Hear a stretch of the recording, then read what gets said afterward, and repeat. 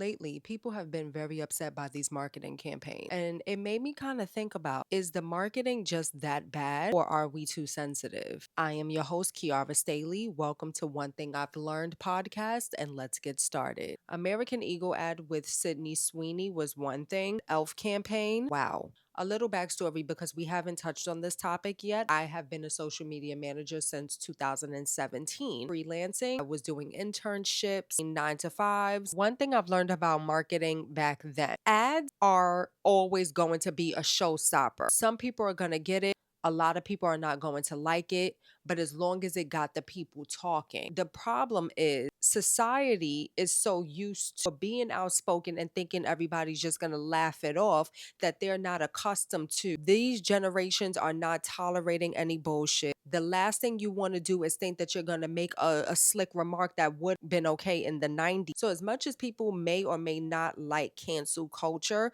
the purpose of the cancel culture is because there was a lot of things that were tolerated and it was still very yes ma'am, no sir. Whereas now everybody is like, fuck that. That is the most generalized way I can explain cancel culture in marketing. Marketing should always be about taking risk, but if you don't do your research, the risk can come off as something very bad. That marketing now has to take a step back and it has to be research based first.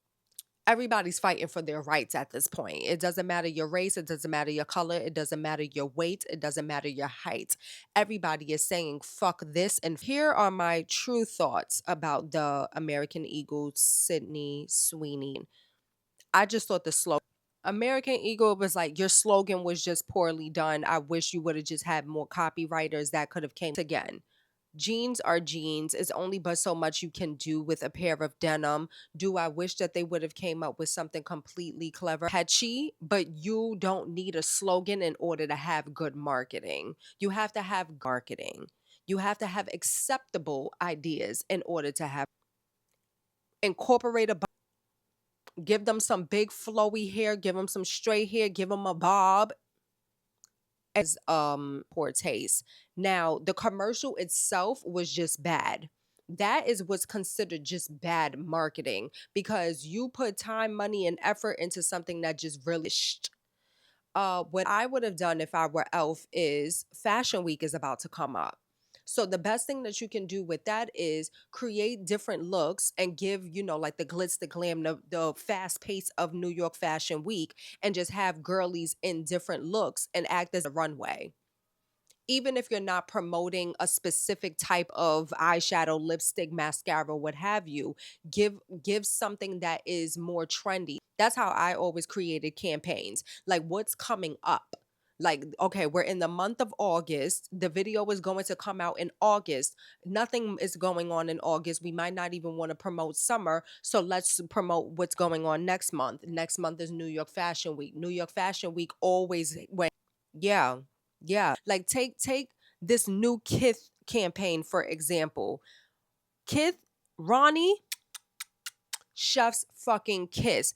He said, "Hey, this fall winter campaign is specific of them too. We put them in there. Same studio background like what Sydney Sweeney was in. It was only just a white plain background in shot in black and white, which is my love.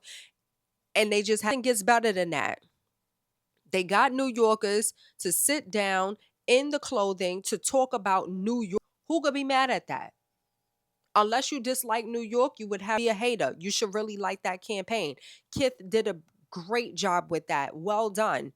That's how you pull a campaign off. You focus on who's your demographic. You focus on your niche, your target audience, what's going on. One, raise your hand if we all agree on this one. Is nothing wrong with conducting Instagram polls because it's free focus group marketing where you can just be like, hey guys, which one do you like? We would never know it was for your upcoming campaign, American Eagle. You could have had a list of things and we all could have voted and then boom. It would never been no controversy if we would have voted. Why aren't we using the free marketing tools that is available? It's because one thing I've learned is brands are not going to bend over backwards based off of how we feel.